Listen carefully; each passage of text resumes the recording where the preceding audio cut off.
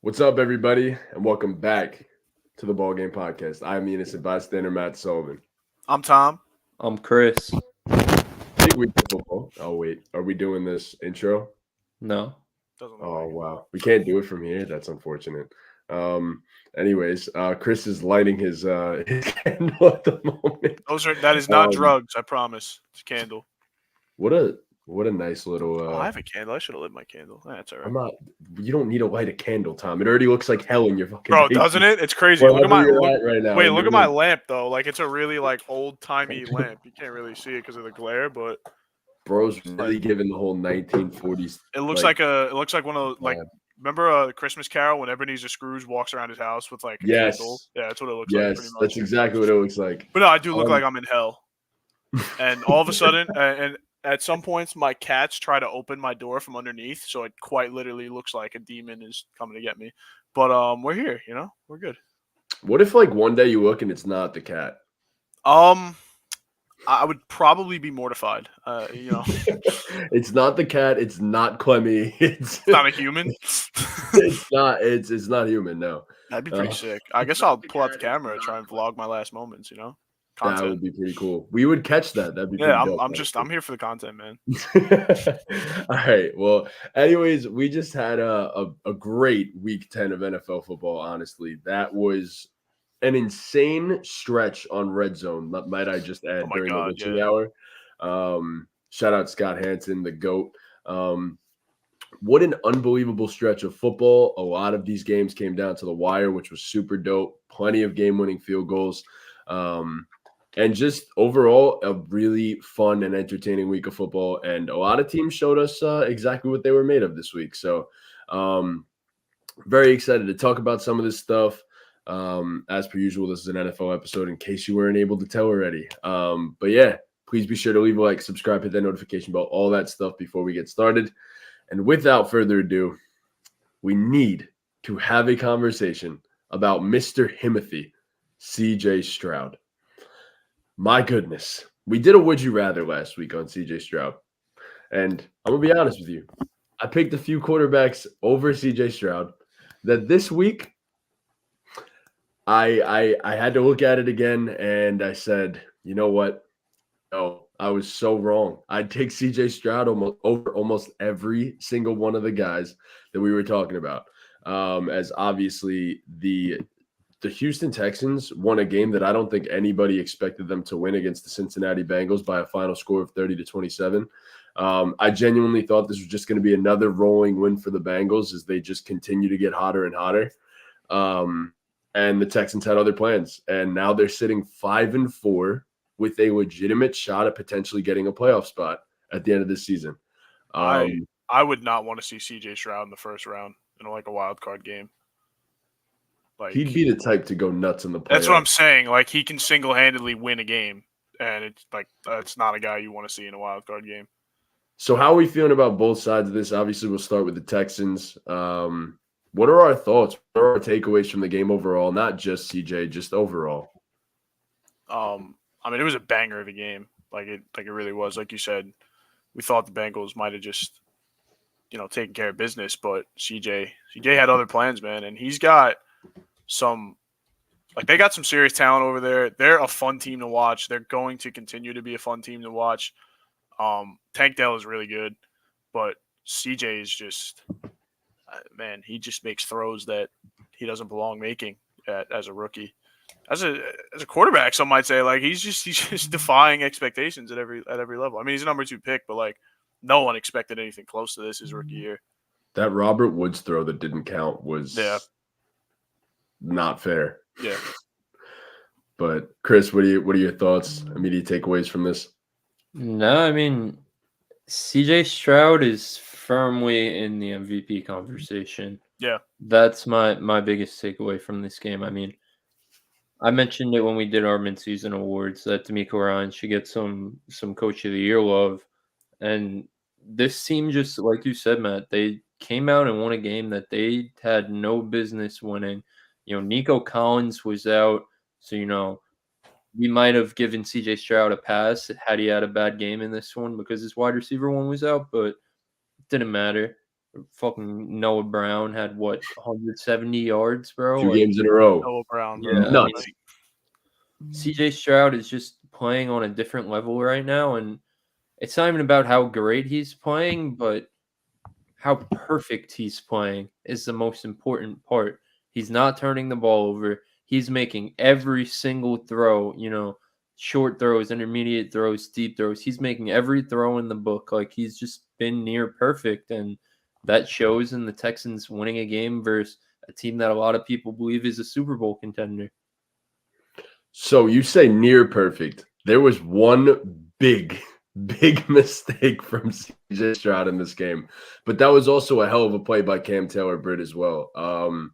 Almost had that pick six, which almost pretty much lost the Texans the game.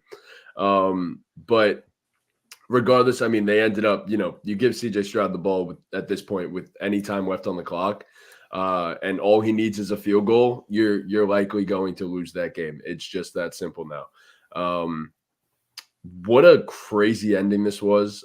Joe Burrow making multiple mistakes, Stroud driving them down the field with a backup kick with a kicker they just signed this past week or 2 weeks ago in Matt Amendola. Just a crazy game. Yes, Stroud is firmly in the MVP conversation. He deserves to be. I don't think anyone's even going to question that for a single second. He's unbelievable. He went head-to-head with one of the best quarterbacks in the entire NFL and outplayed him. Straight up outplayed him. And that's just absolutely ridiculous in the first place. He, as I've said a million times during this podcast in the past, he's arguably one of the best, if not the best, deep ball passers in the league right now. And he proved that once again. On throws 20-plus yards, he's been incredibly accurate. He's dominated in the middle of the field, in between the numbers. Like, Stroud is he is unreal in every possible way as a quarterback right now. He is unreal. And man, like, it is fun to watch. I was so wrong about the best quarterback in this draft class. So wrong about the best quarterback in this draft class. But outside of that, I feel like the Texans defense buckled down when it needed to too. That other side of the ball needs to be mentioned. Joe Burrow made 2 costly ass mistakes. But shout out to the Texans pass rush who was getting there. I mean, they got some guys there, bro. Sheldon Rankins was wrecking the game almost the entire night. And Will Anderson still just continuing to get better week by week. Jonathan Grenard was playing well in this one as well. Just some real players on this Texans defense, man, and guys that you don't expect too. So any other thoughts outside of CJ Stroud with this team? No, I mean, like you said, the defense is definitely doing their part, and now Derek Stingley's getting healthy too, which should only help the secondary. So they're dangerous right now. So I think I saw something. Jack Jones, the former corner for the Patriots, I think he got picked up by the Texans. I think maybe it was a different team, but apparently I think it was DeMeco Ryans was his like high school coach or something. And obviously the whole shit that was going down with Jack Jones. But Jack Jones' rookie year, he was a good corner, like a really good corner. So this could be a big-time pickup for them as well. I mean, this is a team that's just super young. I'm pretty sure they said a stat on the broadcast that they've had the most games started by rookies in the entire NFL, which is just a testament to the fact that they drafted well. And look at this, they trust in the young guys already. So big time for the Texans. I think it's like Tom, you said it before we got on the podcast. You said they're the Texans, so they'll fuck it up. But I think they're starting to turn the culture around here. Seems like it, yeah. The last thing I'm gonna add is, like, if the playoffs started today, I'm looking at the playoff picture now. Texans would get the Ravens in the first round, which, like, is tough. But if they get like Jacksonville or Cleveland, like, they could really pull that off. I don't even doubt that they could beat the Ravens at this point. Like, it's just, I think they're that kind of team that could just catch you off guard, you know? Yeah. No, I agree. Not a team you want to play in the playoffs. Absolutely, for sure. Yeah. Also, we didn't even mention that Devin Singletary had 30 carries for 150. I was just looking at the box score because 30 carries is outrageous. Which is crazy. But did you see that the only reason they were able to sign that kicker was because Dameon Pierce was inactive? Yes. Yeah. Yeah. Go figure. Yeah. Bro, the whole Damian Pierce situation so I was so high on him coming into this year, and he just it is what it is, man. But all right, we move to the other side of things. I need to talk about the Bengals. This needs to be spoken about. Do I think it's that big of a deal? No, but it is a deal nonetheless. I mean, Burrow's not going to make those mistakes over and over again. They were two bad picks in plus territory nonetheless. One other thing that I definitely want to highlight is the fact that Tyler Boyd dropped what could have been a potential game-winning touchdown. But regardless, Burrow made two big mistakes in plus territory, costing them points. So I'm not blaming it on Tyler Boyd dropping a touchdown when Burrow ruined two drives entirely. So any thoughts on the Bengals side of things? I think they'll bounce back. They've really gotten better as the season gets on. They played this game close, like you said, just costly mistakes, which is not something the Bengals typically do. So as long as they don't make it a habit, I think they'll be okay. I think I'm not like that concerned. I still think the Bengals are going to compete for a playoff spot. Like, it doesn't really change my thoughts on them. But this is a game you have to have. I mean, you're playing in arguably the best division in football right now, the most competitive division in football right now, which we're going to talk about. I mean, you lose this one, they're still in last place in the division. Obviously, it's only a game difference, but a game difference could be the difference between missing or making the playoffs. So you got to have these, and especially now Trey Hendrickson might miss some time. Yeah. T. Higgins is dealing with injuries. Jamar Chase wasn't 100% healthy in this one. So, they're dealing with a bunch of injuries now. So it's gonna be a fight for the Bengals, like, to make the playoffs. You know what I mean? We all thought the Bengals were a playoff lock. They were a real Super Bowl contender, but they're gonna struggle to make the playoffs. I would like to think they'll still get in there, but they're, where they're positioned right now, there's a real possibility they won't. And they need to figure out some type of stability offensively where they're not turning the ball over and they're generating big plays. The offense wasn't terrible in this one, but like you said, Matt, Joe Burrow made a bunch of costly mistakes. I don't expect that to continue, but if that does continue and that becomes a trend, then we're gonna have to. It's gonna hurt their playoff chances. So their next three. Oh, my bad. Who are the next three? At Baltimore versus Pittsburgh at Jacksonville. So no gimmies there. To be fair, Baltimore never wins in their own division. So that's we'll get there. Wait, Baltimore, Jacksonville. Baltimore versus Pittsburgh at Jacksonville. Ooh, boy. So those are three losable games. Like you got to win two of those. Yeah. Agreed. Yeah, you're 5-4 right now. You got to win two of those. You definitely would prefer to get those two division ones. Exactly. Too. Yeah, I was just gonna say that, but I'm sure they're gonna figure it out. As you said, Chris, the only thing that concerns me is the injuries, though. The injuries are piling up, but they're really the only thing that concerns me in the end. So I'm not stressing the Bengals overall. Burrow was really good prior to those two picks. Was deadly accurate on almost every pass that he was making in the game. And then he just sailed one over the tight end and then just made a horrible decision on whatever the fuck that throw was to whoever it was in the end zone in triple coverage. It was just an awful decision. But yeah, all in all, I think they're okay. They were hot prior to this. I think they'll be all right. They'll get back against Baltimore. I don't know if they'll win, but they'll play hard in that one, and it'll be a close one. So, yeah, I feel like that's pretty much it for both these teams. All right, there's definitely another team that we got to talk about here that we just mentioned them, and we mentioned the AFC North as a whole. Baltimore, bro, what are we doing? Like, what are we doing? So in a game that I feel like I thought was wrapped up, if I'm being entirely honest, I thought the Ravens had it. I thought it was over. And then somehow, some way, the Cleveland Browns scrape away with a 33-31 final against the Baltimore Ravens, who seem to just not be able to win games in their own division. This was about as confusing as of an ending as I could have ever thought of. And yeah, I mean, what are our thoughts? What are our takeaways? Browns defeating the Ravens. Where do we even want to start? I'll start with the Ravens. I mean, I think over the course of time, the Ravens, like, they lose bad. Like, they don't just lose like tough, grinded out games. It seems sometimes. Like, I know this was a really close game, but they were up considerably in this game. Like, and they seem to lose. Like, they lose to either bad teams or they lose bad games like this.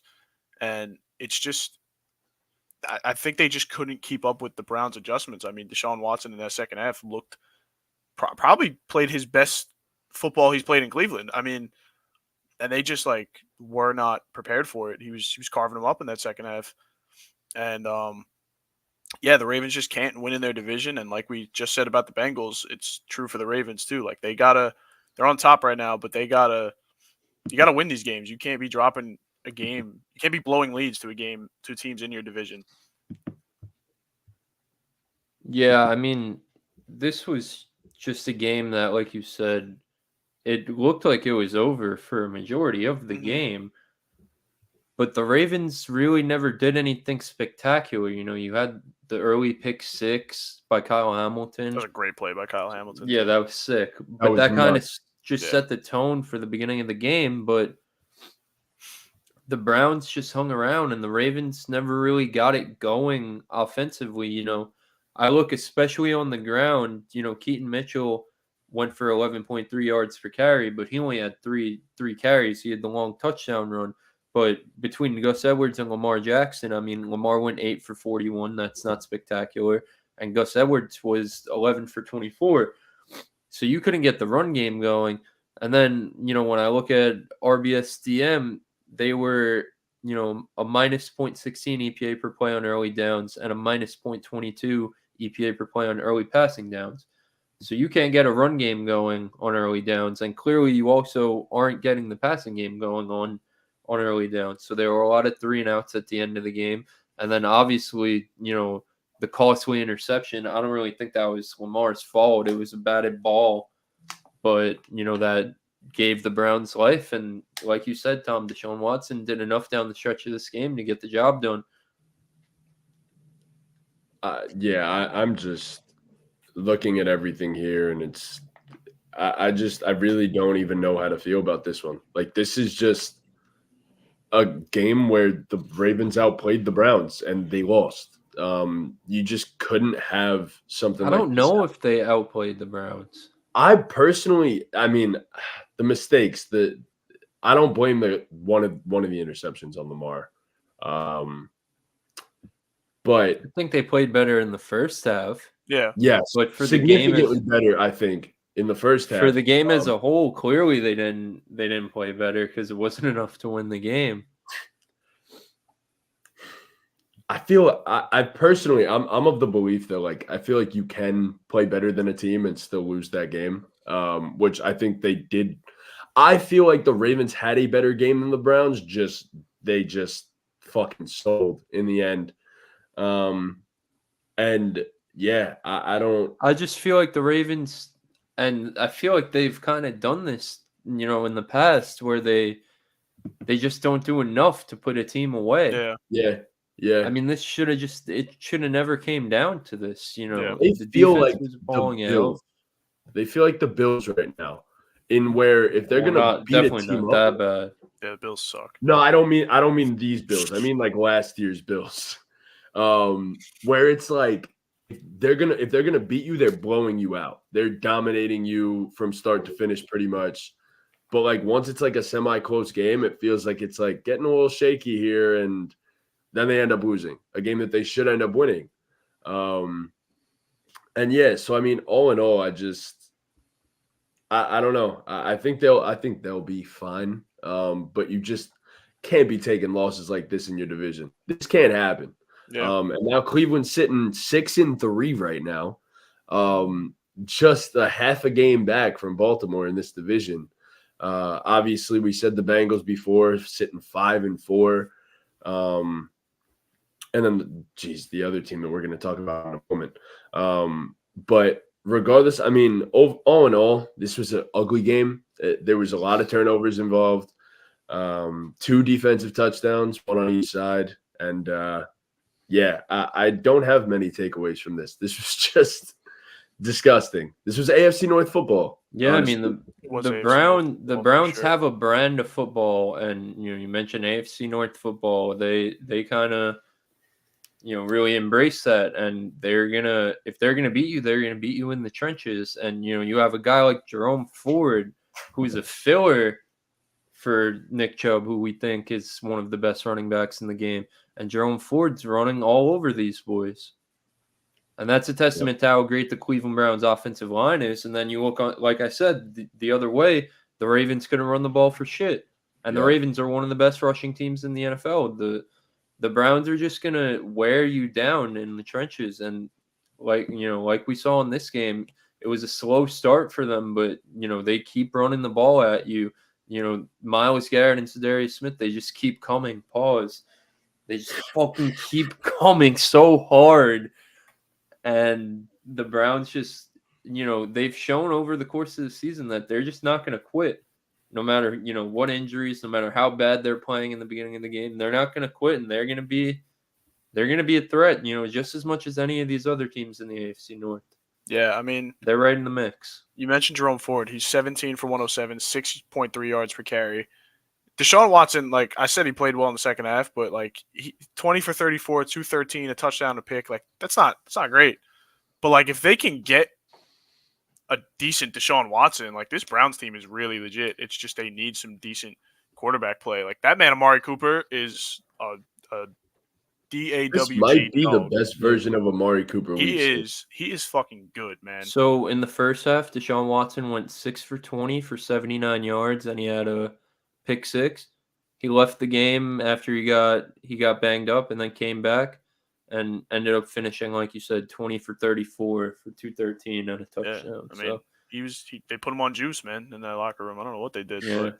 Sports tranquilizer. Yeah, they had to fucking relax him. Yeah. But if they can get a decent version of Deshaun Watson, like I said, this Browns team is going to be dangerous. Yeah. In terms of the Ravens, in terms of the Ravens, I'm not concerned unless this becomes a trend. No more than it already is, I guess. Yeah, no, exactly, Tom. You're on the money. No more than it already is, because it's become it's slightly a trend here. Against in-division opponents, it seems to be a little trend. Every other team, they'll smack them around. It doesn't really matter. Any NFC team, they handle the NFC like it's nothing. Oh my god, they dominate the NFC. Yeah. But yeah, I mean, like you said, only worried if this becomes a trend or continues to be a trend. Go get a damn division win. It's that simple. Hey. And then I won't be as concerned anymore, Baltimore. Prime time Thursday night, baby. Who are they playing? Bengals. Oh yeah, I forgot about that. That's huge, that's a fucking primetime game. Yes, that's what I'm agreed. talking about. That's a banger. What I'm talking about, NFL. That's a primetime game. Even if it ends up being a shitty game, that's a primetime game. Yeah, no, I agree. I'm with you on that. All right, so on to the final AFC North team, and I dread that we have to speak about this team because they are disgusting. I don't. They it's are so fun. horrific. They don't deserve to win games, but they somehow always manage to do so. Give them their damn respect, bro. The Steelers, they don't deserve any. The Pittsburgh goddamn Steelers, they win games. That's it. That's what they do. That's what they're doing. What they have to. It's ugly, and it is dreadful, and it doesn't make sense, but it's damn effective. They have been outgained in every game. Bro, it's a light schedule, bro. I get that, but this schedule will eventually, bro. It will eventually ramp up. So I don't expect them to be in the playoffs. If the Steelers are in the playoffs, something has gone horribly wrong in the AFC. I'm just throwing that out there. Or horribly right. Shout out to all the guys on Pittsburgh that are playing incredibly well. Do not get me wrong. There's some talent on that team, but they're not good. Hey man, they named Jalen Warren the starter. If you don't have him in fantasy football, go pick that boy up. Go. I actually do have him in multiple leagues. I tried trading him for a quarterback, Bro, I tried trading him for a quarterback in BTB this week. I offered Dean Jalen Warren for Brock Purdy. He had Jalen Hurts, and he declined it. I'm like, what the fuck, bro? I just need a quarterback. But yeah, Jalen Warren's been phenomenal. The last few weeks, Jalen Warren has been an animal. He's been the clear-cut best running back on this football team. Shout out to Najee Harris, peaked in his like third year in Alabama. But all in all, this team is not good. Kenny Pickett sucks. Like, let's call a spade a spade. Kenny Pickett sucks. George Pickens don't even want to be there no more. And then, I mean, granted, it's a good defense, but it's not great. It's, in my personal opinion, you have the two elite edge rushers. Minkah was injured. Jordan Love also sucks. So, like, who are you playing? Like, Jordan Love does suck, man. Jordan Love is atrocious. So, I don't know. I'm gonna stop shitting on the Steelers. I'll let you guys have the floor. You guys speak on this. I'm done. I mean, it's just like I said. It's ugly. It's dirty, but it's effective. And I don't understand. Right. I don't understand how it works. One thing is, I think Matt Canada is on the sideline now, and the past 2 games that he's been on the sideline, their offense has looked much better. Like, much better. They've been, for whatever that's worth. I mean, you know, like, what am I'm looking at? They've ran the ball well. Yeah, they've ran the ball really well, and yeah, Deontay came back, and they just forgot George Pickens was on the team. He's not happy about it at all. He's been pretty vocal about that. But Deontay didn't do much in this one either. No, he really didn't. But yeah, the Packers suck. I will give you that. Their run defense is god awful. Yeah, god awful. They get at Cleveland this week, at Cincy the week after that, and then Arizona. So yeah, that's kind of rough. This is Pittsburgh. Pittsburgh, at Cleveland, at Cincy versus Arizona. So we're gonna see what they're made of these next 2 weeks. Like, they get their away games in division. Definitely gonna see what they're made of. But hey, 6-3 is 6-3. You know, that's all they care about. I mean, look, the final score, I should throw this out there, 23-19. But Chris, what are some of your takeaways? How do you feel about the Pittsburgh Steelers? It's a miracle. It's a miracle that they keep winning games. I know everyone's talked about the stat, but it really is crazy that they haven't outgained a single opponent so far this year in yards. And they're what are they? They're 6-3? 6-3. Like, that's really, I don't know. Like, we could say it as many times as we want. It's not really ever going to settle with me. Like, it doesn't make sense. You need to move the ball to win football games, and they're not cocky. They're doing the exact opposite of that, the exact opposite of moving the ball, and they just continue to get these lucky breaks and win football games. And then, you know, in this game in particular, you establish an efficient run game, and that's where things get scary. Because not only does that help you move the ball, but that makes Kenny Pickett's job a hell of a lot easier. But in this game, like you said, Jalen Warren finally had the breakout game. He bursted onto the scene, 15 carries for 101 yards and a touchdown. And Najee Harris wasn't bad in this one either. 16 for 82, 5.1 a carry and a touchdown himself. And if you have these two guys, you know, Najee hasn't been great in his career, but Najee has specific traits and specific skills that stand out, and you combine him with, it's kind of like a fire and ice type of thing. You combine him with a guy like Jalen Warren, who's super elusive and can make these huge explosive plays, and now you're cooking in that backfield with both of them. And I mean, you look at the past 2 weeks, they're fifth in the league in success rate on running plays at 46.9, and then they're third in EPA per play on rushing plays at a 0.158. Like, they're running the ball, and you know, we could come on here and talk about the Steelers and shit on Kenny Pickett for not being good, but that's boring. That's what everyone else is doing. They're winning football games, so let's talk about why they're winning football games. And we know this defense is elite. You know, any defense with TJ Watt generating pressure is going to be, you know, probably a lock top 10 defense in the league, and they have pieces all over the field. Hopefully Minka gets healthy for them, but we know this defense is not only really good, but they're really good at generating turnovers, and they will, they'll take the ball away, which obviously always helps. And then if you're able to run the ball and control the time of possession like they have the past 2 weeks, then this team becomes very dangerous. Did you guys see Minka called the play at the end of the game? He was on the sideline, and when Jordan Love threw the pick in the end zone, they were on the sideline, and they came out in man. And Minka was, I don't know what he said exactly, but he was like, no, change the play. And then they call a timeout, and everyone was like, why is Pittsburgh calling a timeout? And then they lined up, they brought everyone back in the end zone, and they called it, and they got an interception, and that was Minka's play. So, like, hey, Bro. man, he's done. He's got a job.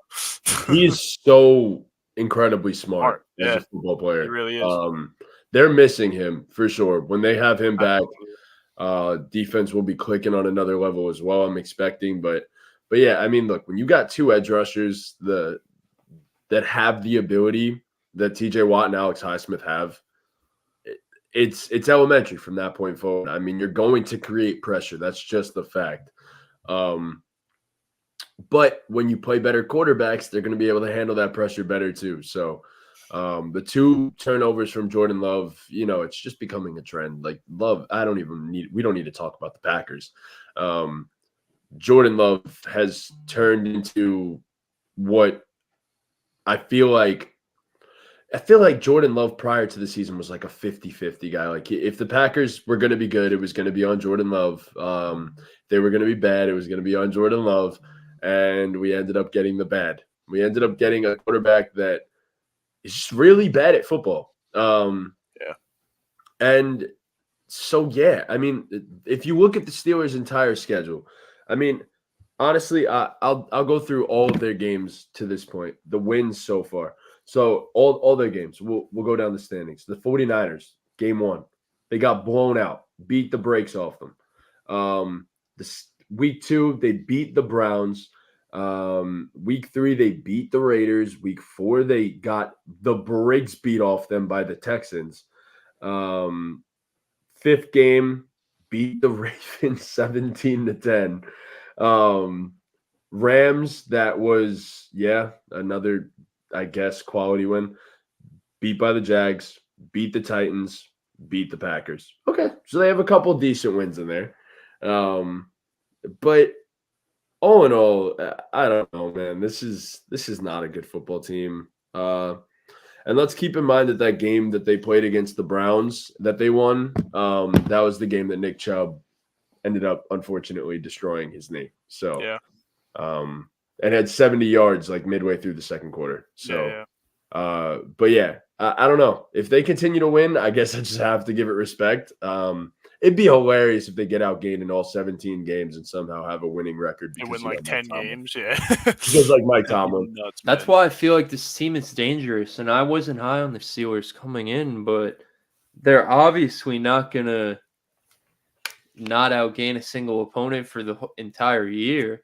Like they're going to outgain someone at some point. I mean, they play New England in week 14, so they got it. They got to outgain them. Right. So, like, realistically, at some point, they're going to start outgaining some opponents. And if they're winning games without doing that, like, I feel like if this team starts clicking in the slightest bit on offense, they're going to be hard to beat.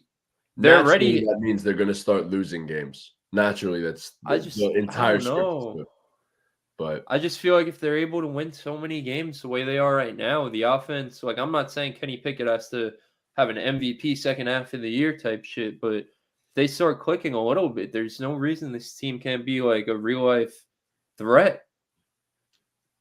I don't know.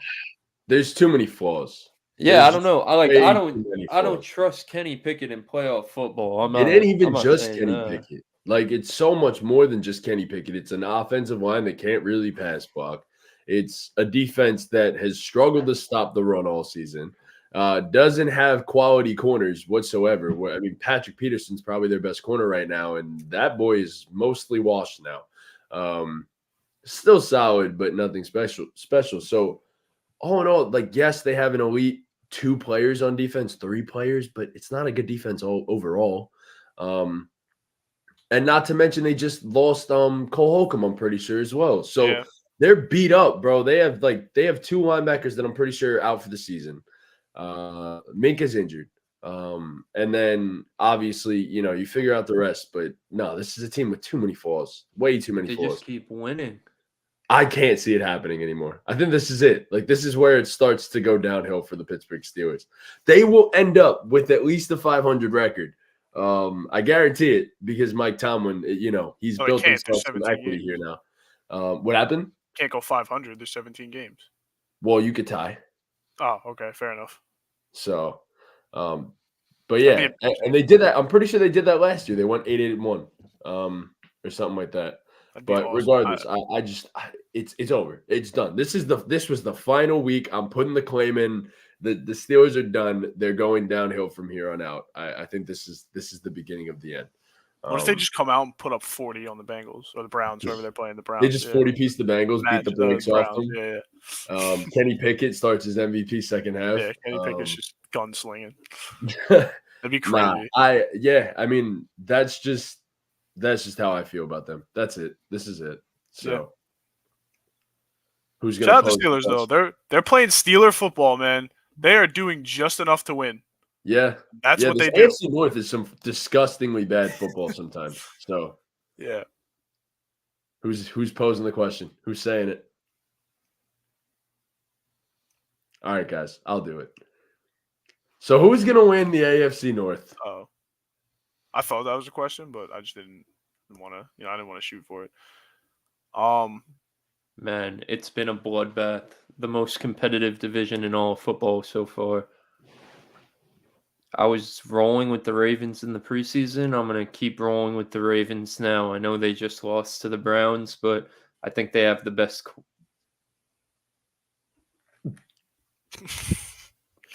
They have one of the best quarterbacks in the division. They, in my opinion, have the most complete team.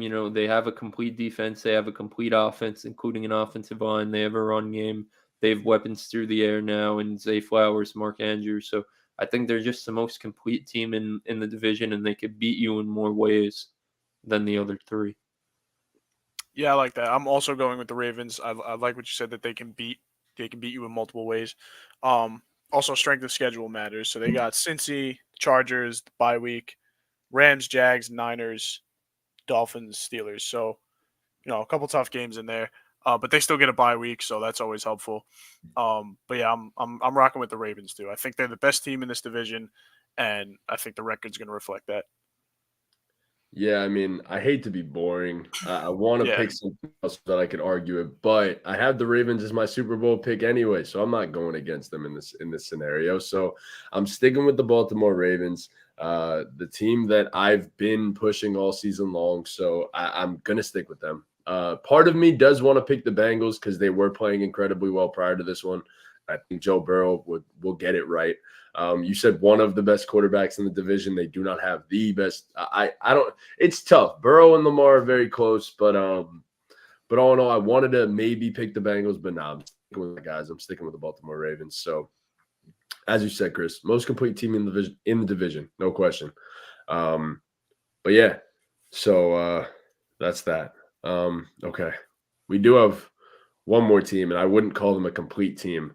That we have to talk about at this current moment. They are currently falling apart, is what they are doing. And that is the Buffalo Bills. Man, oh man. I thought it was bad last week. Thought it was bad the week before. This might be rock bottom. Does it get worse before it gets better? Is my question for you guys, for the Buffalo Bills. Obviously, the quick games, the score of the game real quick, we'll throw it out there. They lost to the Denver Broncos 24-22 in a heartbreaking fashion, might I add. There was a penalty on the game-winning field goal for the Broncos that missed, game-winning attempt, I should say, that ended up missing. And of course, 5-yard penalty. They get to kick it once again, and the Broncos made it the second time. about the most Buffalo way of losing that I think I could have ever seen. So yeah, I posed this question: does it get worse before it gets better? They just fired Ken Dorsey. Where are we at on the Buffalo Bills? Yeah, so that was the first thing I was going to mention is I don't think you can fire your offensive coordinator, bring in a new one, or go with an interim and things are just going to automatically get better. Like you're going to go through some growing pains trying out a new offense, a new scheme. The Bills they just seem to shoot themselves in the foot all the time. Like they lose games. Like they don't. You said before how you think a team can play a good game and still lose the game. Like I wouldn't even say the Bills necessarily do that. Like they play bad games and they lose them, but like they make so many mistakes. The turnovers are really bad. I don't have the numbers, but I'll tell you right now. they got to be at the top of the league in turnovers, right? Near the Oh, top of the league. Josh Allen has the most interceptions in the Yeah, league right absolutely. now. What does he have? Like 11 or something like that? I think 12. Yeah. Like that's Oh no, 11. Yeah, you're right. Yeah. You're right. He came in with 9. He threw 2 more. It's really bad, Which, man. by the way, one of them definitely not Josh Allen's fault. Right. Yeah. Gabe Davis just straight through the hands. But that's been a problem all season is they don't have a consistent weapon outside of Stephon Diggs. I mean, Dalton Kincaid has been solid, but you're relying on a rookie tight end to be your second best weapon in what's supposed to be one of the most high powered offenses in the league. It's not great. And Josh Allen is a guy that you have guys in the league that are, how do I put this? They get a game plan and they execute it. Josh Allen isn't really that guy. You kind of have to let him be creative and let him play his own game. And that's how you get the best version of Josh Allen. And it just feels like the Bills are trying to do things that they can't do. Like they were trying to get other people involved. And the only way they win games on offense is if Stephon Diggs has 12 catches for 120 yards. Like that's it. And they just cannot get a run game going, which has been a constant theme in Buffalo. So This game, they actually dominated on the ground. Did they? Throughout the entire – yeah. I mean, Cook had 12 for 109. Oh, okay, yeah. Okay. Latavius Murray had 9 for 68. You're letting 34-year-old head ass Latavius Murray go for 7 yards per carry. You know there's a problem. Yeah. But the run game actually was going in this game. Yeah, you're right. The biggest problem with this was the turnovers, and it feels like that's just a repeat every single week. Josh Allen broken damn record at this point. Yeah, 15 for 26, 177, a touchdown and 2 picks. Like that's atrocious. Not to mention he also had a fumble that he just lost the ball on the handoff to James Cook. Yeah, I mean they just fall apart. And James Cook fumbled to start the game. Like they just first play. They just managed to fall apart in games, and now they're falling apart over the stretch of a season. So it's not good in Buffalo, man. It's bad. So Chris, the same question to you: does it get better before it gets worse? No, it keeps getting worse. Yeah. It's over for the Buffalo Bills. You don't bounce back from this type of thing. A loss so bad in the middle of the season that forces you to fire your offensive coordinator. There's no bouncing back from something like that. The Bills, I'm sure they're going to come out and win their next game by 40, and Josh Allen's going to have a masterclass game, but that shit don't matter because that's what the Bills do. Yep. And, I want to see this team when their back's against the wall and, they need to win games. And like you guys said, I mean, it's a Josh Allen turnover problem. I mean, we said this week 1, like, I remember I got up here and I, tried to defend Josh Allen, but I made sure to say, like, when you're turning the ball over like that, it's hard to defend you. You could have all the raw talent in the world, but if you can't protect the football, then you're not going to be able to do the big thing and win the big games. And that showed here tonight. And obviously they still had a chance to win the game if it wasn't for a once in a season type penalty at the end of the game. They still had a chance to win it, but I mean, Josh Allen didn't do enough to win this game. No. And that's been a trend for a lot of games this season. I mean, they should have lost to the Giants. Yeah. They shouldn't even be 500 right now. Yeah. So my thing is, Ken Dorsey gets fired, right? What is the decision making behind firing him this week? Because like you said, Chris, there are they're extra man on the field away from winning this game. Does he get fired if they win the game? No. No. So So like, why do it this week? Why wasn't it done a couple weeks ago? Why not keep him the rest of the season or something like that? You know? So my main thing would be, if you're gonna fire the dude, wait till your bye. Yeah. But they have a later bye. Their bye isn't for another like 3 weeks. So they have 2 more games and then they hit their bye week. I just don't know how much this changes for you. It doesn't change don't. anything. Like it's the I think fall it makes guy. things- I think it makes That's things all worse, this if was. anything. This was the fall guy, and you said it, Chris. They're going to come out in 40-piece of team.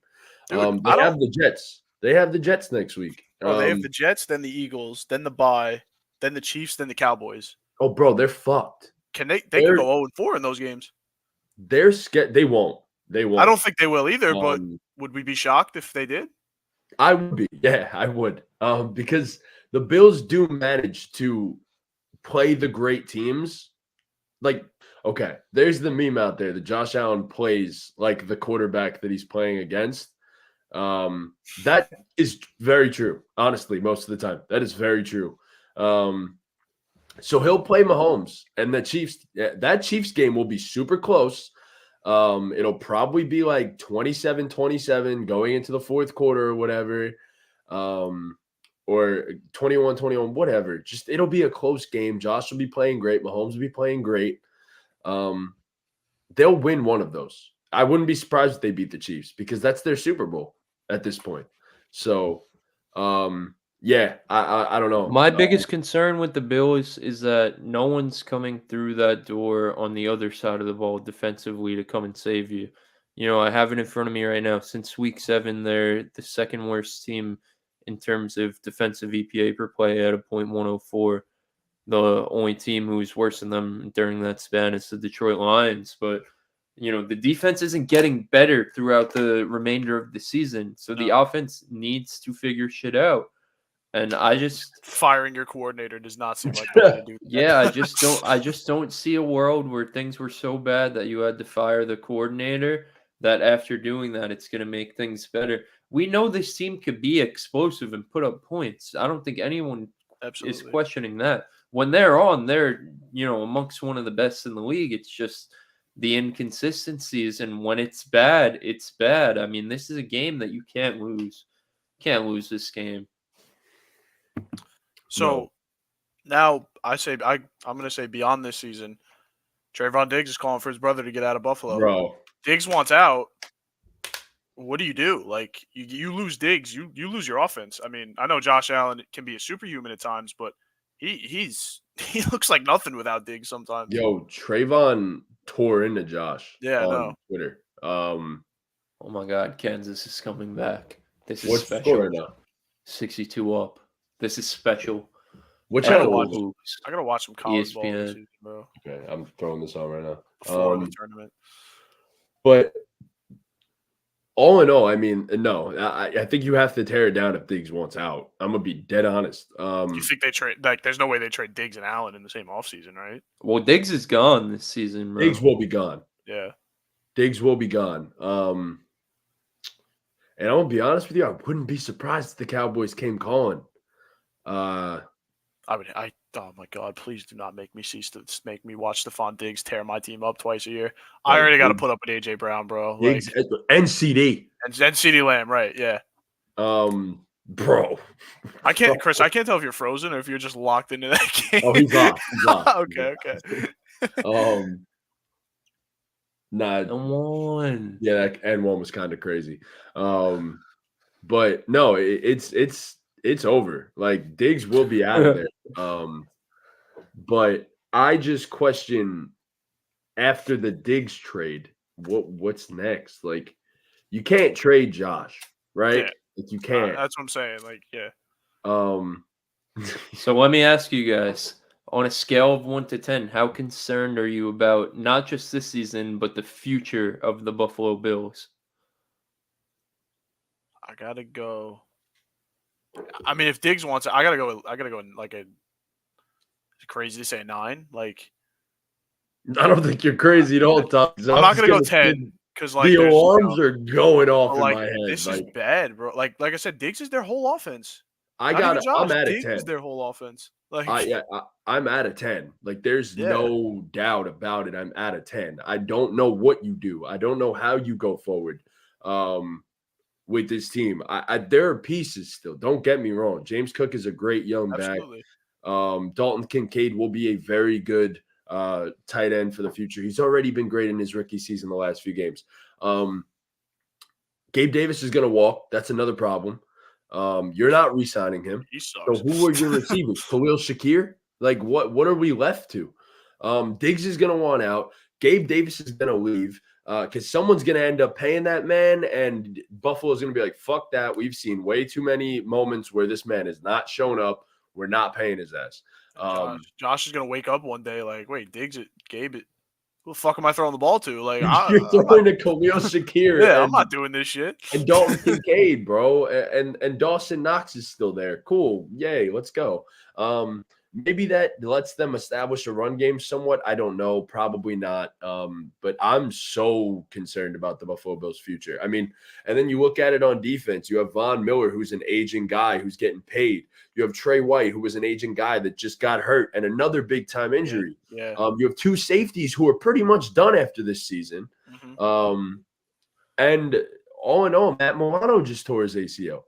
Literally, 30 targets a game. 30 targets a game. Have to be, yeah. And the defense isn't going to be good.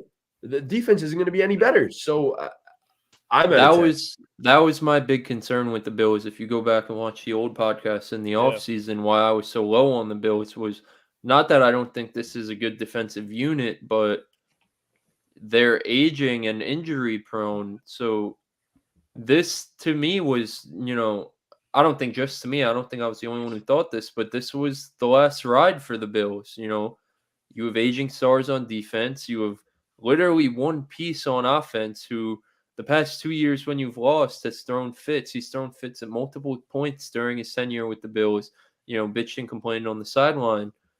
So, the writing's kind of on the wall there that if they don't make a deep run this year, then the whole thing's going to restart. Yeah. Well, then the whole thing's going to restart. Yeah. This AFC is loaded, and there's like they don't stand a chance. They might not even make the playoffs.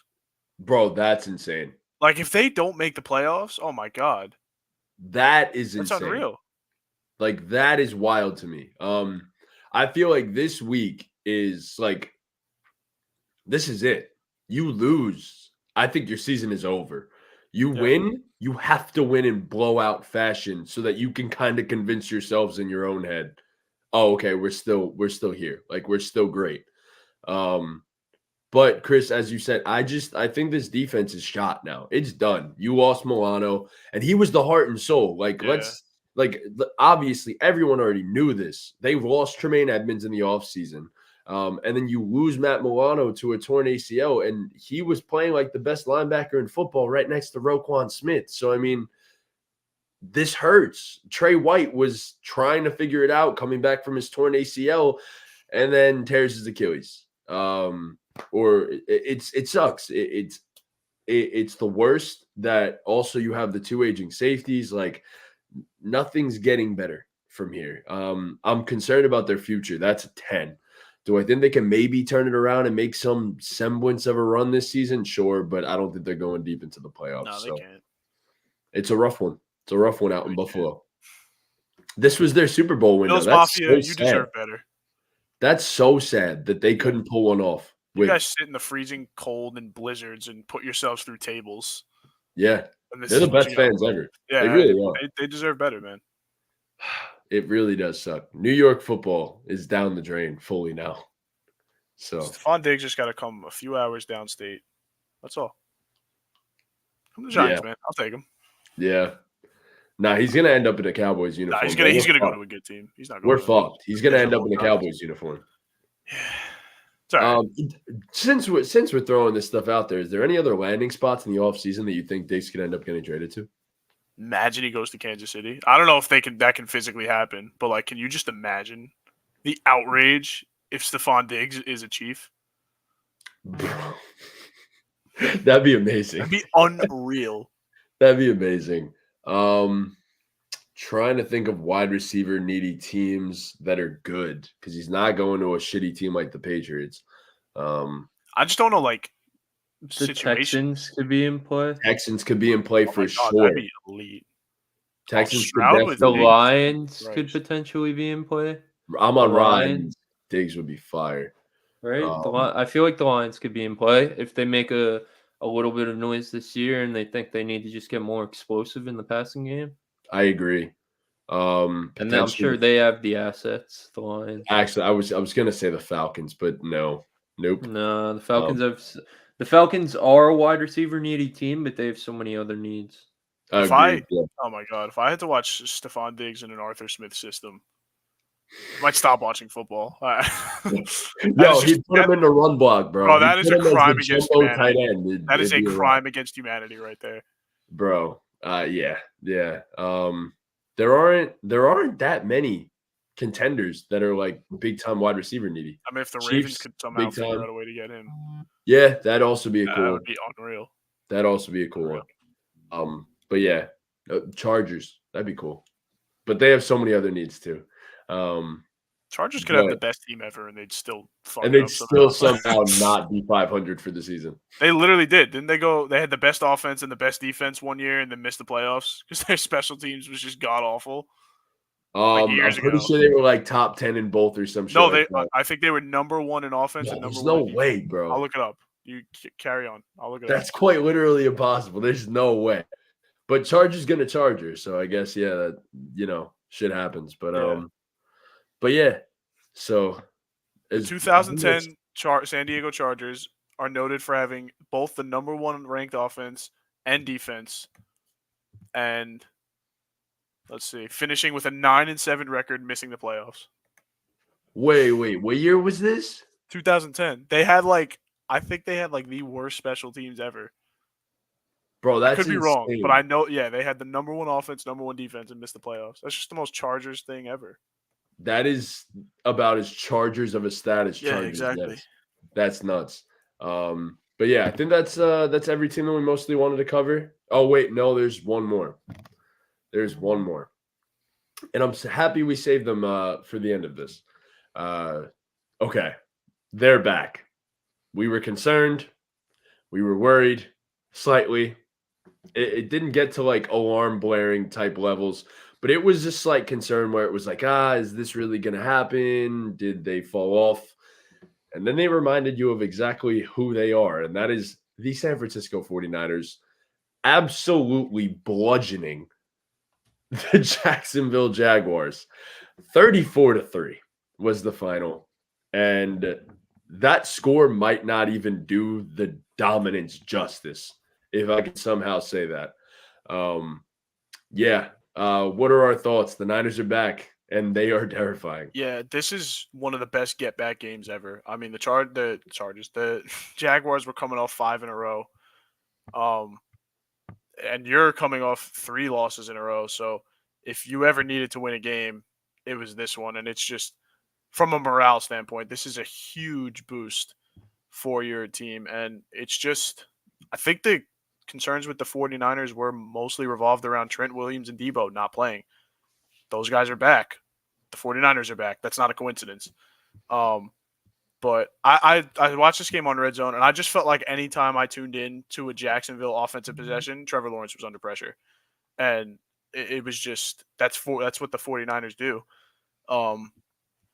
They're back. They're as good as advertised. Christian McCaffrey sucks because he didn't score a touchdown. His post-game press conference was hilarious. He literally said, "I suck," or something like that. And then Brock Purdy, man, that cross-body touchdown to Ayuk was a terrible decision. Terrible decision. Yeah. But that was just the kind of game they were having, man. So yeah, the Niners are absolutely back. I just want to pull up. I'm sure one of you has it, but I'm going to pull up old Brock's stat line. He had 19 for 26, 296, 3 touchdowns, no picks. That's a beautiful game. Big game for the 49ers. I mean, yeah, like we said, they're back, and that's as good of a get-back game as you can have in the NFL. Chris, what about you? What are your thoughts? Yeah, I mean, like you said, Brock Purdy was near perfect in this one, and I have it right here. PFF did the pleasure of posting this on Twitter. On 15-plus yard throws in this game, he was 7 for 7, 184 yards, 3 touchdowns, perfect passer rating. Brock Purdy was near perfect in this game, and they really put it on. They were in such a prime position to have a get-back game, but the biggest takeaway is Chase Young and Nick Bosa on the same defensive line. I mean, they had 4 pressures apiece. Javon Hargrave added 4 himself. Yep. I mean, Chase Young, like we said when the trade went down, I mean, he was having arguably the best year of his career to this point. He's, been in the top 10 in pressures, and you put him alongside Nick Bosa, who's arguably the best pass rusher in the league. Like, it's really not fair. And then you have all these other guys. You have a Fred Warner, you have a Talanoa Hufanga. Yep, that's him. Talanoa Hufanga. Nailed it. So you have all these guys on the defense, and they're forced to be reckoned with. No surprises. So and Brock Purdy's that guy. All right, so I got to throw this out there real quick. So I'm at the gym, right? And this was prior to this game. So they had come off their 3-game losing streak. There's a guy there that's a massive 49ers fan. And he said to me, we were talking about the Niners, and I'm like, bro, you can't win a Super Bowl with Brock Purdy. I'm like, I'm sorry. You just can't do it. I'm like, I don't care how good your roster is. You can't win a Super Bowl with Brock Purdy. He says to me, he goes, all right, bet. I'll make a bet with you. He said, if the Niners make the Super Bowl, he said, not win, just make the Super Bowl. He's like, you owe me 500. I was like, whoa, okay.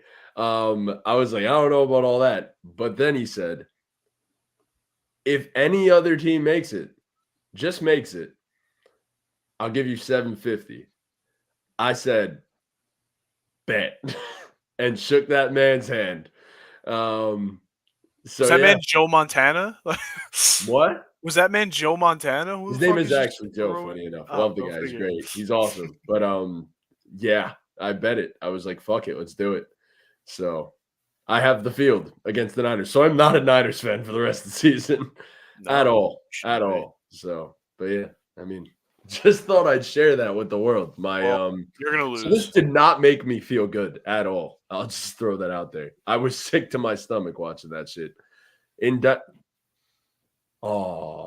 It sucks because I have him. Yes, I'm worried about Trevor Lawrence in Dynasty for this season, not long term. I think he's perfectly fine. He's Trevor Lawrence. He's good. He'll be all right. And I have him, but I have Dak Prescott too, so we're all good. We're not worried here. But yeah, shout out San Fran, man. I'm not taking too much away from the Jags. They got fucking blitzed in this one. I don't think they're a legit Super Bowl contender. Never did. But they're a good football team. And they just got beat by a far better football team. So it's just that simple. Just feel like with Trevor, he can't seem to like string together these really, really good performances. Like, I don't know. He'll have like a game or two where he looks like the Trevor Lawrence that's been hyped up since his fucking junior year of high school. He was like maybe 7 years old. old. And then sometimes he just looks like okay, And I love Trevor. I know you're a big Trevor guy, Matty J, but it feels bad for him. And like you said, this is a rough game against Nick Bosa. I almost said Nick Young and Chase Bosa. Nick Bosa and Chase Young, they were having their way with that Jags offensive line, which hasn't been good. He was rushing that passer, bro. Yeah. But yeah. You make two points, Tom, that I want to expand on. So the first one is Trevor Lawrence, has some good games and then has games where he looks normal. And I think he hasn't had a great game all season so far, statistically. I agree with that. His best 100%. Game is probably against Buffalo. 25 for 37, 315, only 1 touchdown. Yeah. And then your second point was about it being all right. My response to that is no, it's not all right. You were the number 1 overall draft pick. Like you said, one of the highest touted recruits we've seen over the past decade. Went all in. They traded for Calvin Ridley. They paid Christian Kirk. They paid Evan Ingram. They made a trade at the trade deadline for Ezra Cleveland, correct? Yep. Right, you went all in on the O-line too. You've been adding pieces on defense. It's time for Trevor Lawrence to show up. And I know these are just meaningless regular season games, but these set the tone. I mean, I don't think there's a doubt in any of our minds that the Jaguars are going to be a playoff team this season. I'd be pretty shocked if they weren't a playoff team. I know the Texans could make a run at the division, but still I think the Jaguars should get in regardless. But this is a team that was supposed to take that step into being a cool young playoff team to being a team that could win multiple playoff games and compete for a Super Bowl appearance. And I know this is just one loss. They were just on a big win streak, but they didn't really beat anyone spectacular. I mean, they beat the Bills, but clearly the Bills aren't spectacular. That didn't age well. So, right, they haven't, they haven't had one of these really dominant, like, moving wins. Like, they haven't done anything yet that's really moved me. The defense has moved me a little bit, especially in the first half of the season so far. They've gotten a lot of takeaways, but Trevor and this offense, I just feel like should be better. And, they should be able to put up more than 3 points. I know it's the 49ers defense. I know they just traded for Chase Young and they had momentum, but an offense with Trevor Lawrence, Christian Kirk, Calvin Ridley, Evan Ingram, Travis Etienne, and a good offensive line should be able to put up more than 3 points in a football game. Yeah, I'm with you, Chris. When you said you haven't even seen a great game from Trev this season, I'm with you. I haven't seen it either. And looking through his fantasy totals, you'll see the same damn thing. He hasn't had a game where he's had more than 19 points and 4-point touchdown, which is crazy for a guy of this talent. So, I mean, all in all, just not. And I'm not doubting Trevor Lawrence's talent. I know the talent's there, but we need to see him put it together. You just can't string it together. Yeah, and I don't like this season isn't, be all end all for the Jacksonville Jaguars if they don't compete for a Super Bowl this season. But, I think as a fan and as someone who maybe works in the front office, you'd like to see some more improvement this year. And yeah, they're better like record wise right now, especially because they had a slow start last season. But has this team really improved that much from the end of last year to right now where we stand? Have they improved that much? Or have they just caught some breaks? Yeah, I mean, you just said it before, Chris, too. They're number one in the league in takeaways, which is a very volatile stat defensively. Because you can't just rely on it. Like, yes, it's a skill to take the ball away from the opposing team, but at the same time, it's also a lot of luck based in terms of that regard as well. So, all in all, yeah, I'm not heavily concerned about this Jags team because I never looked at them as a Super Bowl contender in the first place. But in hanging with the big boys, this definitely concerns me. But they won a playoff game last year. You'd like to see them win another playoff game this year, ideally. But if it doesn't happen, it doesn't happen. But Trev's the concerning part for me is what's the next move? Yes.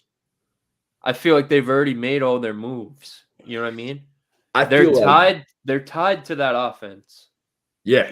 They're tied to that offense. That's their offense for the next, 2-3 years. And Ridley's a free agent. Right, but Ridley will be back. You would assume, I guess. I don't know. I don't know where that's going because Ridley has been he has disappeared. Yeah. He has done a disappearing act. I think he only has like 1 or 2 games of more than 6+ catches and 80+ yards. So, yeah, I mean, this isn't the guy that you traded for. So to me, it's just the next step is internal growth. It's not a front office move. Like now we're just waiting and seeing if these guys develop. And it all starts with Trevor Lawrence. It starts and ends with Trevor Lawrence.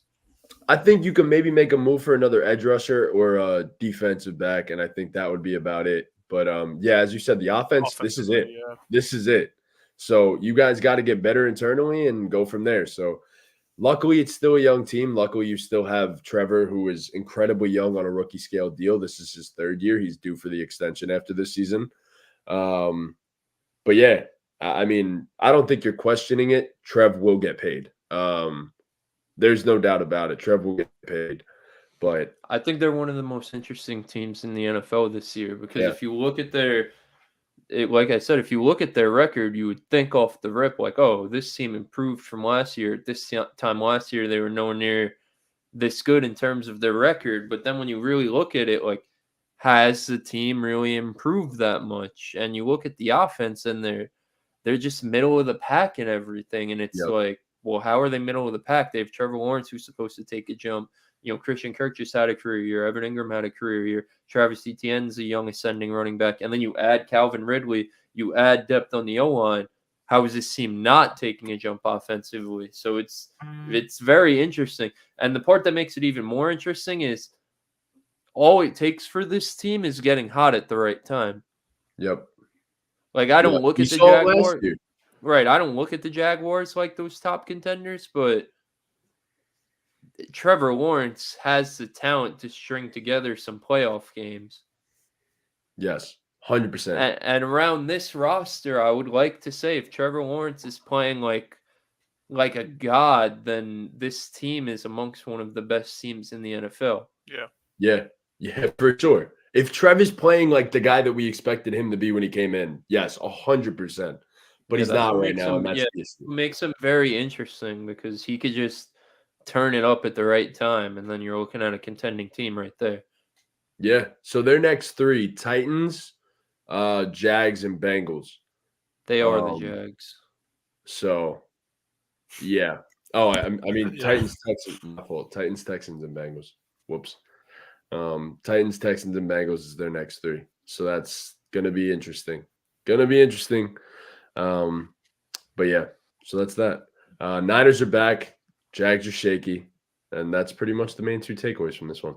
Yep. So it was nice to get some other teams involved this week, like to talk about. Yeah, that's why I wanted to make sure we talked about the Steelers. Yeah. We talked about. We don't talk about the Jags much. We don't talk about the Steelers much. The Texans, we gave them some love last week because CJ Stroud had a historical performance. But everyone's talking about the Texans right now. Yeah. But those other two teams, I mean, the Jags and the Steelers overall, I mean, they deserved to be spoken about for different reasons. But yeah, they deserve to be spoken about. But yeah, so that's pretty much that. You guys have anything you want to do? We got talks. We got talks. Who's starting this thing off? Go for it, Tom. All right. All right. Blind rank these quarterbacks based on their stats. So. No. Do the other one. Which quarterback? Yeah. Which quarterback would you rather have based on their stats? All right. So, quarterback 1 has a 67.3% completion percentage, 2,343 total yards passing and rushing, 9 touchdowns and 6 interceptions. Quarterback 2 has a 63.6% completion percentage, 2,363 yards, 16 touchdowns, and 5 interceptions. What was the completion percentage on the first guy? 67.3. And the yards on the first guy? 2343.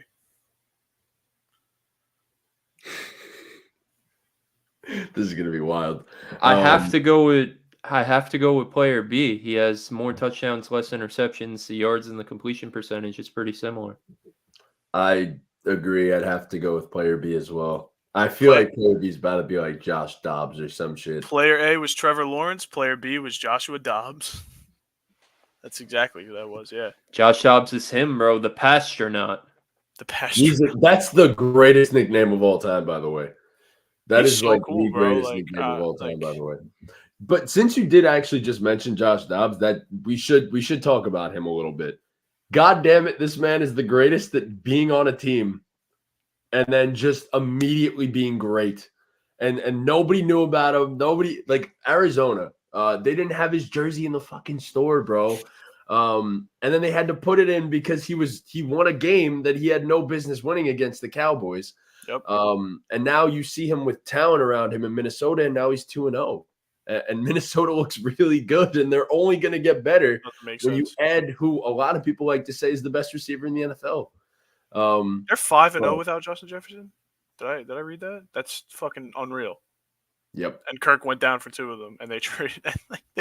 He didn't know any like the offensive linemen's Nope. names. He didn't know where the locker room was. Like it's so Bro funny. was working on his cadence on the sideline. Yeah, it's insane, bro. Shout out Josh Dobbs man. deserves all the credit in the world. This man gets thrown into such shit He just keeps situations. getting bounced around and like played well in Arizona and got shipped to a better team. And I don't Now he's winning. So And now he's winning. And they're losing Kirk at the end of the season, right? Because he's a free agent, or they're going to trade him. Is he a free agent? Well, he's a free agent. Yeah.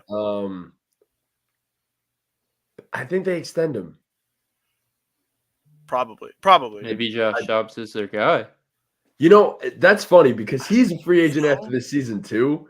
And I was thinking to myself, Josh Dobbs might get paid. Like, I'm not talking like $40 million. No. You got to figure Daniel Jones broke the quarterback market. Like, no, but Josh Dobbs ain't getting that. No, he's not getting Daniel Jones. No. Time out. Danny did not break the quarterback market. You know why? Because no other team is going to fucking do that.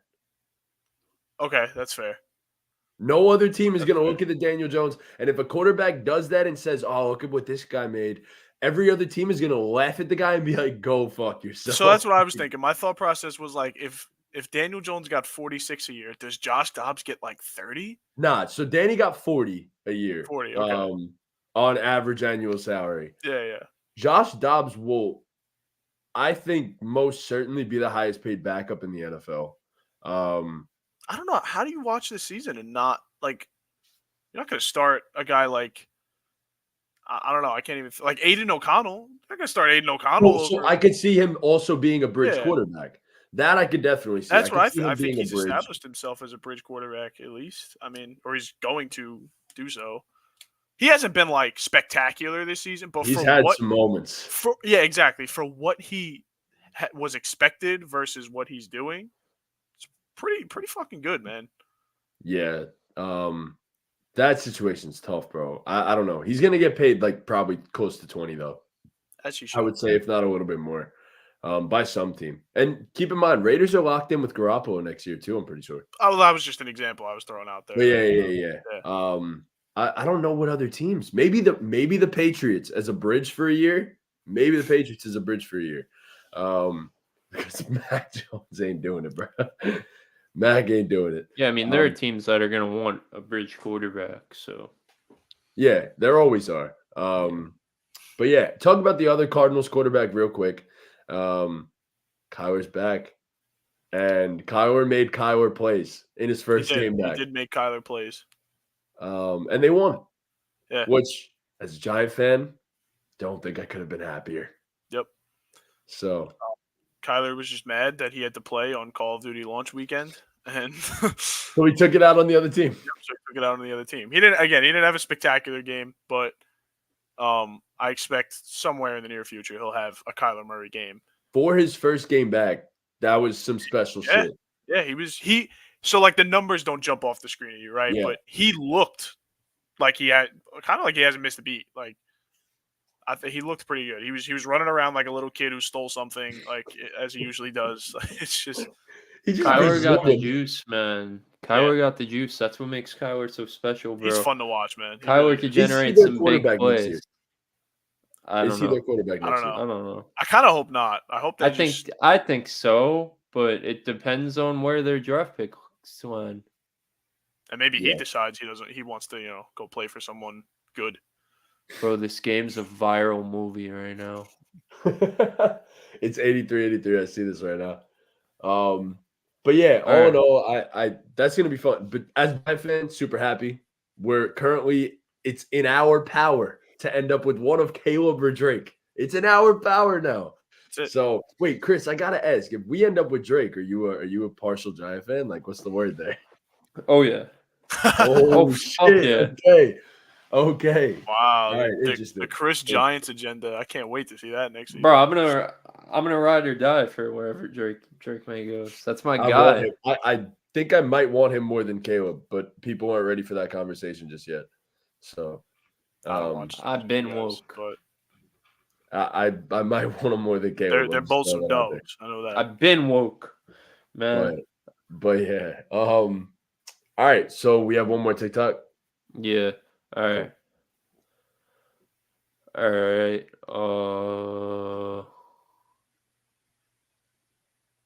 Which NFL edge rusher would you rather have based on their stats? So, player A has 58 total pressures, 9.5 sacks, and an 18.3 win percent.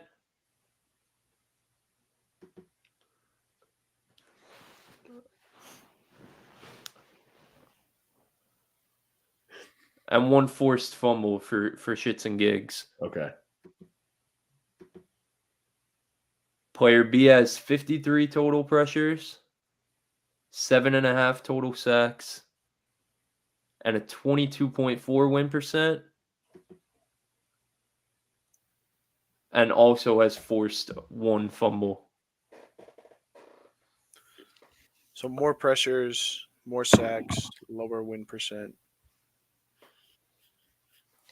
For those reasons, I'm going to take player A. So I feel like I have to take player A, even though it's a 4% difference in win percentage, which is kind of crazy. Yeah. But with how many pressures this guy has, that goes to show that the guy is on the field for almost every single goddamn down. And I'm taking player A. Can I guess player A? Sure. Is it Mad Max? It is. Player B is Micah. Player A is Max Crosby, and player B is Micah Parsons. Yep. I'll take Crosby over Micah. Give me him. Stop. I wouldn't. I'm taking. It's not crazy to say. No, it's not. But Max is amazing. But I don't know. Micah's just Micah. Like Micah is different. Micah's built different. Like straight up, he's built different. And bro, Max is smoking in fucking interviews and shit. Though, oh my god, he's a legend. Nah, Max he's is the coolest fucking dude. Legend in the game. Max Crosby's the coolest dude in the NFL. He is so dope. He's great. I hope the Raiders keep winning. Honestly, now I'm rooting for them. Yeah. Former Giant Antonio Pierce, I'm rooting for them. So, yeah, good guy. But yeah, all right. So I think that's everything, right? I think so. Yeah. All right. Well, thank you guys so much for watching. Please be sure to leave a like, subscribe, hit that notification bell, follow us on all of our socials, all that good stuff. Check out all of our past videos. Shout out to our guy. Well, shout out to SeatGeek. We'll start with that one first. SeatGeek's the best ticketing app on the market. They got us to that Monday Night Football game. Unfortunately, it was a really bad game. Chargers blew out the Jets, but got us to that Monday Night Football game. They grade each. Oh my God, I'm all over the place right now. They grade each deal on a scale of 1 to 10, with green being a good deal and red being a bad deal. So be sure to get the best possible seats for the best possible deal. If you use code BallGamePod on your first purchase with SeatGeek, again, that is your first purchase with SeatGeek, you get $20 off. Code BallGamePod, first purchase, $20 off. Big shout out to the guys over at SeatGeek. Chris, you ready to do your thing? Yeah, man. Shout out to our partners over at Thrive Fantasy. If you guys don't know, Thrive Fantasy is the best up-and-coming daily fantasy sports game. And when you sign up for Thrive Fantasy, they'll match your first deposit up to $250. Use code BallGamePod, and again, that's a first-time deposit match up to $250. When you sign up for Thrive Fantasy, there will be some type of free square on there, whether it's for basketball or football. New users, you'll always get a free square. So you could take that free money you get from doubling your first deposit, and you could use that on a free square and another square, and you could triple your money or quadruple your money. It's just a money glitch. So make sure you guys sign up for Thrive Fantasy and use code BallGamePod. Thanks. All right. Well, thank you guys so much. And with that, ball game. Ball game.